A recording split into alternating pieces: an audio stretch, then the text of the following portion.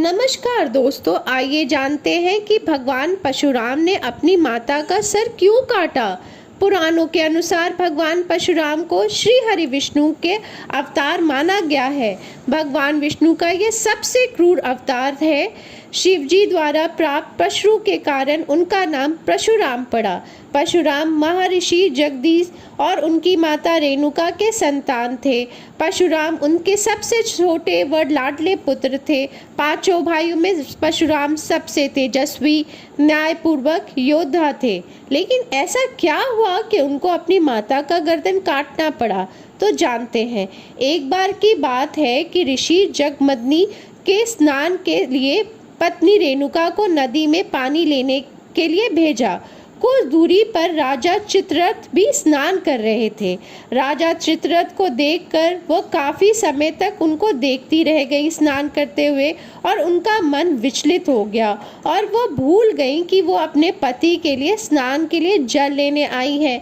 काफी समय होने के बाद वो महर्षि जगमदनी रेणुका का तब तक वो प्रतीक्षा में बैठे रहे।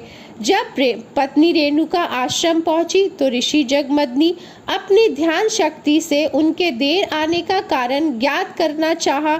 इससे उन्हें सब ज्ञात हो गया और महर्षि जगमदनी अपनी पत्नी पर बहुत क्रोध आया। उसी समय उनके चारों पुत्र वहां आए और महर्षि जगमदनी अपने चारों पुत्रों को बारी बारी से अपनी माता का वध करने को कहा, पर किसी ने भी उनकी मां का मोह के वश वध करने की हिम्मत ना जुटाई।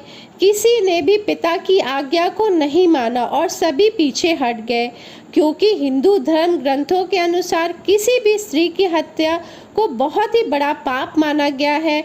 यही और अपनी माँ का वध तो महापाप है, लेकिन पिता की आज्ञा का विरोध करना भी एक बड़ा अपराध है। चारों पुत्र समझ नहीं पा रहे थे कि वो क्या करें, उचित निर्णय नहीं ले पा रहे थे।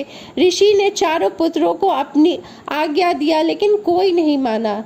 वहीं थोड़ी देर बाद परशुराम जी भी आश्रम आए। परशुराम जी को देखकर महर्षि जगमदनी ने अपनी माँ को मारने के लिए उनको कहा। अपनी पिता की आज्ञा पाकर उन्होंने अपनी माता और चारों भाइयों का वध कर दिया। ऋषि जगमदनी काफी प्रसन्न हुए, परशुराम से वर मांगने को कहा। परशुराम जानते थे कि उनके पिता बहुत ही बड़े ज्ञानी और सभी प्रकार की सिद्धियों के प्राप्त किए हुए हैं। उन्होंने अपने पिता की बात तो मान ली। अब उनके पिता ने कहा कि वरदान मांगो, तो उन्होंने कहा, पिताजी अब आप मेरी माता और मेरे चारों भाइयों को पुनर्जीवित कर दें। इससे उनके पिता की इच्छा भी मान ली और माता रेणुका और चारों भाई फिर से जीवित हो गए। आपको ये कहानी पसंद आई होगी। प्रणाम।